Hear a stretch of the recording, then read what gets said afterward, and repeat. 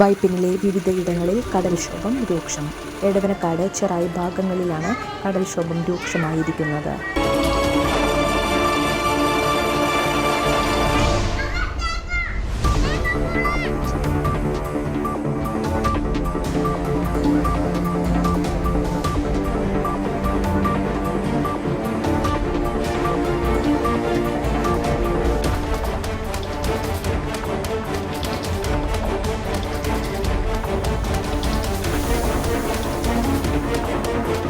ജിയോ ബാഗുകളുടെ പണി പൂർത്തീകരിക്കാത്തതിനാൽ കടൽ വെള്ളം വീടുകളിലേക്ക് ഒഴുകിയെത്തുന്ന സ്ഥിതിയാണ് എടവനക്കാട് കാണാൻ സാധിക്കുന്നത്.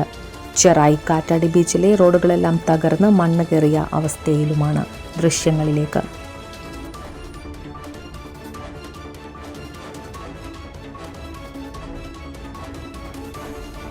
രൂക്ഷമാണെന്നുണ്ടെങ്കിൽ ഒരു അരമണിക്കൂറും കൂടി കഴിയുമ്പോൾ രൂക്ഷമാവും. ഏറ്റത്തിൻ്റെയാണ് പ്രശ്നം. ഇവിടെ ഏറ്റവും കൊള്ളുമ്പോഴാണ് ഈ കടൽ കൂടണത്.